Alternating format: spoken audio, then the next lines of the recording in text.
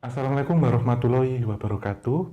Terima kasih kami ucapkan kepada para sobat Javanika yang telah mendukung kami hingga saat ini. Dan tentunya jangan lupa untuk like, share, dan subscribe, serta nyalakan lonceng. Semoga bermanfaat dan selamat menyaksikan. Wassalamualaikum warahmatullahi wabarakatuh.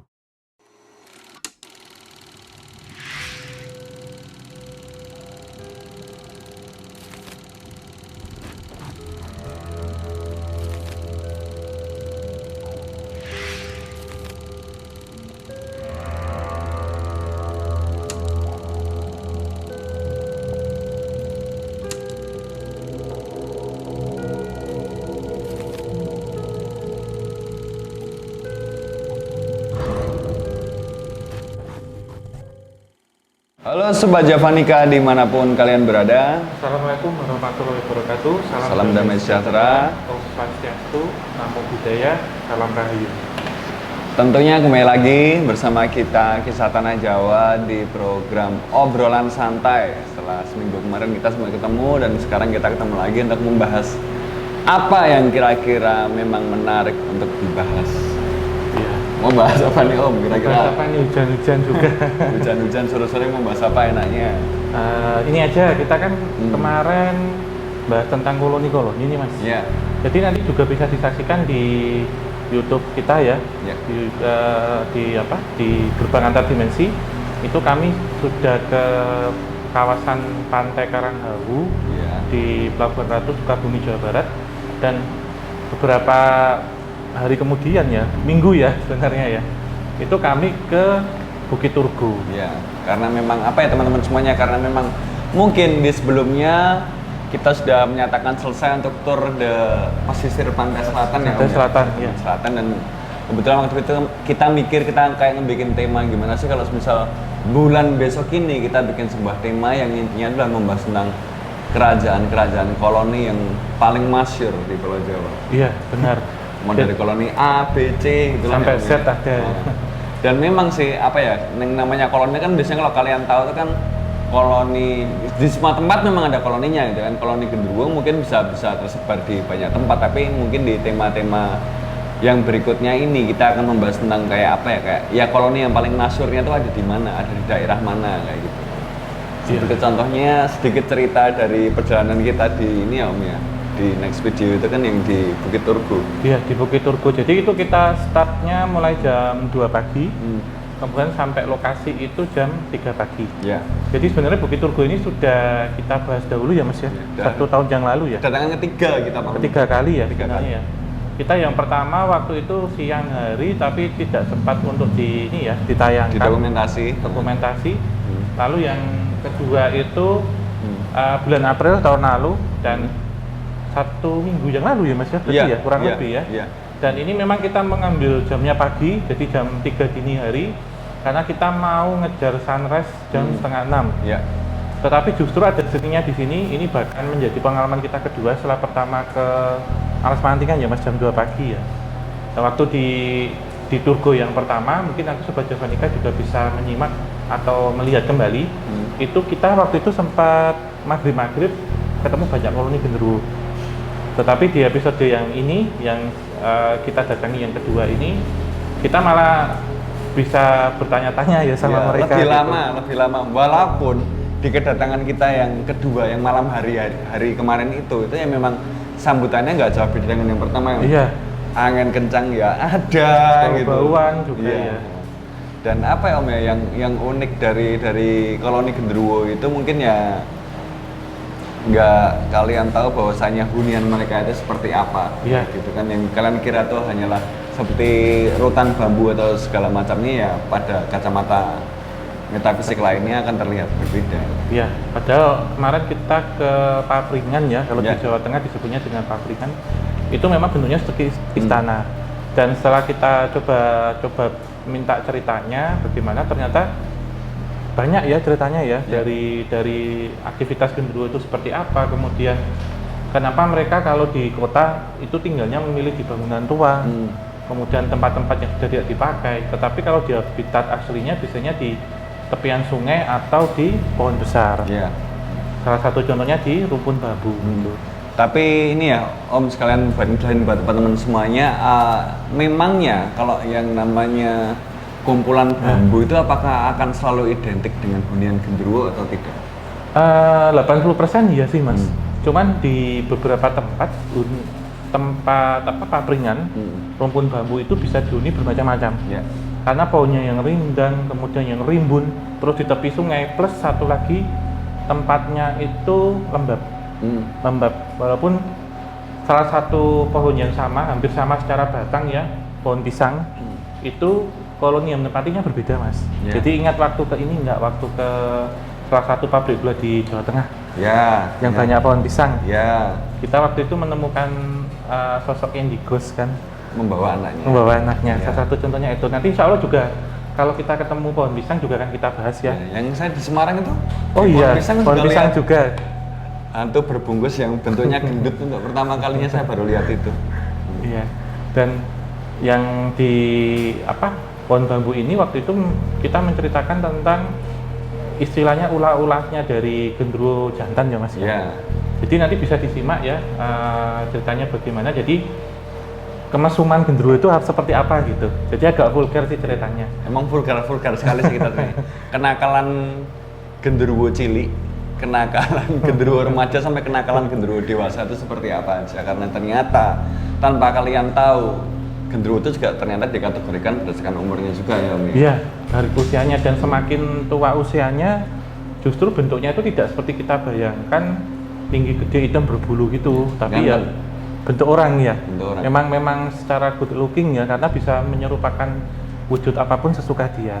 Tapi kalau kita membahas tentang genderuwo, sebenarnya kalau dia semakin tua bisa semakin menyerupakan manusia, sebenarnya dia itu bentuknya seperti apa sih? Emang seperti hitam itu? Enggak mas, pada dasarnya sebenarnya genderuwo itu membawa aura negatif sebenarnya. Tetapi jika dia berproses, kemudian aura negatif ini berangsur menjadi positif. Yeah.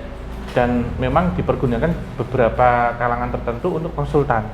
Jadi konsultan ilmu-ilmu metafisika tertentu. Bahkan ada juga yang dipergunakan untuk praktek dalam tanda kutip pembesaran, itu juga. Yang nanti juga akan kita bahas di situ. Meskipun ini ya Om ya, agak terlihat mesum gitu, tapi ya bisa dibilang kalau aku kadang menangkap tuh genderuwo itu adalah sosok yang enak diajak ngobrol. Iya, seperti manusia pada dasarnya mas. Dan mereka yang menempati bangunan-bangunan tua atau sumur tua, rumah tua dan macam-macam, itu terkadang minta jatah rokok. Dan mereka ya rokokan biasa gitu, rokokan biasa gitu, dan memang ada perilaku seksual yang lebih gitu. Tapi pada dasarnya sosok ini yang bisa dekat ngobrol dengan manusia. Salah satunya kan kalau Mas Benta ingat ini enggak, jual beli sate gagak itu. Jadi jual beli sate gagak itu kan ada yang tujuannya untuk pesugihan, ada yang tujuannya untuk pelet pemikat, ada juga yang tujuannya untuk judi. Paling banyak memang tujuannya untuk judi, di mana seseorang yang melakukan ritual jual beli sate gagak itu nanti barteran. Kalau si genderuwo ini kan sukanya dengan aroma bau sate gagak. Nah, nanti biasanya ceritanya begini, ada orang yang jualan kemudian akan didatangi. Nanti sebagai uangnya itu bisa pakai nomor totor atau apa, dan yang paling sering dicari biasanya bulu perindu mas. Ya mungkin bulu perindu paling banyak itu didapatkan dari akar pohon-pohon tertentu di pulau seberang di Borneo. Tapi ada juga bulu perindu yang didapat dari bulunya genderuwo, yang ini fungsinya untuk memikat. Jadi kayak pelet untuk memikat lawan jenis gitu mas. Tapi kok bisa sih hanya sepucuk bulu itu kok bisa berkhasiat sebegitu hebatnya, itu gimana? Itu bulu yang nempel di dia? Iya, yang diambilin gini terus kemudian buat beli sate kok bisa seberkhasiat itu tuh gimana? Iya, sebenarnya di sini ada minyaknya mas. Yang minyaknya itu kalau kita ketahui bahwa pada dasarnya bulu perindu itu kan bentuknya kayak ijuk gitu. Nanti kalau dicelupin ke air, kalau dia masih hidup nanti akan ngikat sendiri gitu. Dan fungsinya ada yang dikantongi di dalam dompet. Kemudian ada juga yang diambil ekstrak minyaknya. Jadi lebih ke kayak dicampurin ke minum gitu. Jadi nanti masuk ke dalam tubuh dan atau dicelupin. Nah, tapi itu bulunya itu bisa dilihat fisik mata. Bisa kelihatan.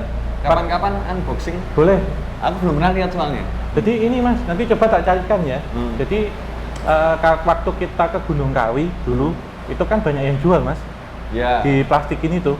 Cuman yang masih hidup atau enggak itu nyarinya nanti. Lah, membedakan yang masih hidup sama enggak tuh gimana? Kalau yang masih hidup itu nanti kan sepasang gini. Nanti kalau dicelupkan di air, dia nanti akan ngikat sendiri. Akan otomatis ngikat. Tapi kalau yang sudah mati dicelupin di air, dia nggak akan gerak. Kalau yang palsu? Palsu juga sama, nggak akan gerak gitu. Hebat ya. Maksudnya kan biasanya kan makhluk halus itu kan biasanya kan dia kan tidak terlihat, tapi ketika meninggalkan barang bernama bulu perindu itu kok bisa meninggalkan jejak barang itu adalah sebuah misteri. Iya nggak sih Om? Iya. Jadi kayak misal si genderuwo nih mau beli sate, nanti dia ngambilin gini Mas buat alat tukar, karena apa yang dia punya biasanya buat alat tukar. Karena si orang yang jualan ini harus berani juga. Jadi jangan sampai si genderuwo udah makan, nggak bayar terus pergi, biasanya ngilang, jadi gagal gitu. Saya pernah kasusnya begitu. Ya pernah kok nyobain. Ceritanya gimana Mas dulu? Sama teman-teman kuliah saya dulu waktu itu. Zaman-zamannya judi online, judi bola sedang merajalela zaman-zaman saya kuliah dulu. Saya pernah tuh sampai melakukan hal bodoh seperti itu. Di salah satu kuburan yang paling besar di kota Yogyakarta, malam hari juga. Ya kita sebenarnya tentang transaksional pesugihan sate gagak ini kita hanya berdasarkan ini ya, dengar-dengar aja gitu. Dan sebelum berangkat ke sana kita ke daerah Pasar Kembang kalau nggak salah itu kita nyari gagaknya.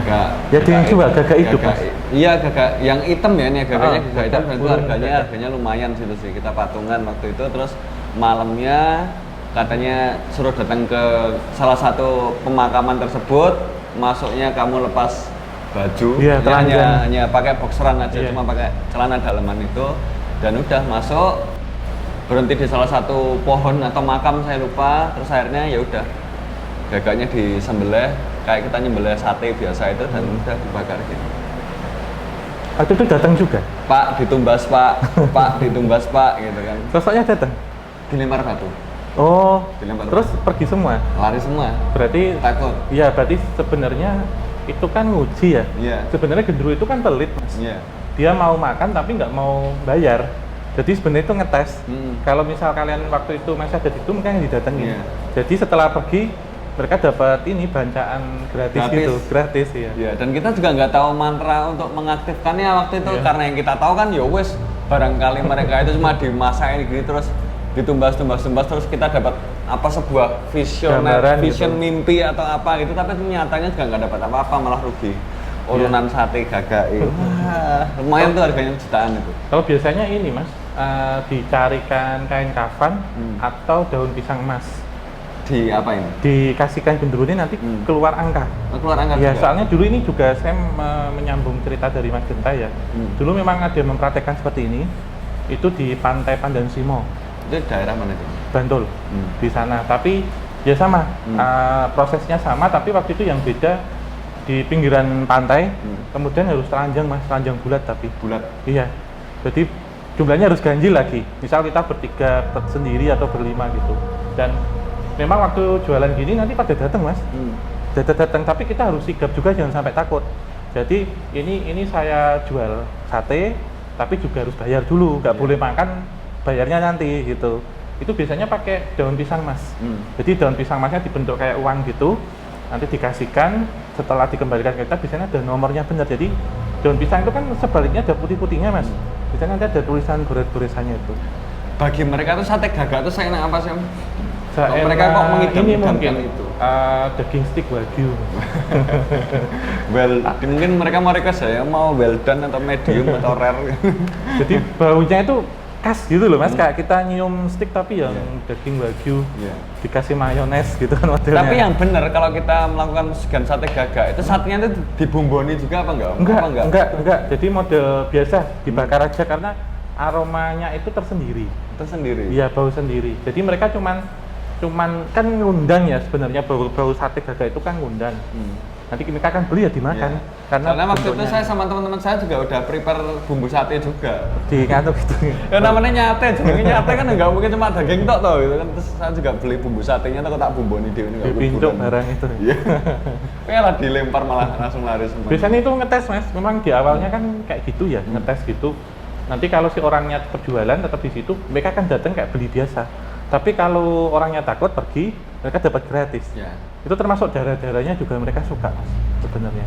Unik sih sebenarnya cerita tentang Bedul dan mungkin nanti lebih lengkapnya tentang bagaimana mereka berdiam diri di sebuah tempat itu aktivitasnya seperti apa aja, bentuk-bentuk rumah mereka seperti apa aja, dan tingkah laku mereka ketika dihadapkan dengan manusia apa aja mungkin akan bisa dilihat juga pembahasannya nanti di video Berbantah Dimensi next perjalanan kita malam hari. Iya. Mendaki Bukit Turgo. Dan satu lagi teman-teman yang unik dari pendakian kemarin itu adalah setelah kita berjalan sampai ke daerah perut bukit, Iya, pertengahan bukit itu bisa dibilang bau harum yang sangat menyengat itu. Iya, baunya khas. Menemani kita, dan itu baunya itu benar-benar bau menyengat ya. Bau parfum mungkin nggak akan menyengat, kalau bau ini yang kemarin kita cium itu sampai masuknya itu sampai ke sini loh. Iya. Dan waktu itu memang nggak ada bunga, nggak ada apa ya Mas ya? Nggak ada. Dan posisi jam 3:30 pagi waktu itu. Ya menjelang 3:30 pagi lah ya. Iya. 3:30 pagi, dan ya kalian pasti tahu lah ketika ada bau yang sangat mencolok itu adalah bau-bau. Bisa kita bayangkan di sini sebenarnya masih grade-nya B. Masih gede. Ya, kalau ke sana A-nya seperti apa? Menurut saya ya ini akan mengecoh kalau satu ketika kita ke sana mungkin sosok yang ditampilkan itu adalah peri, tetapi sesungguhnya itu adalah kuntilanak bisa. Ya. Gitu. Saya yakin sih kalau ke sana tuh pasti semuanya adalah berbentuknya tipu muslihat.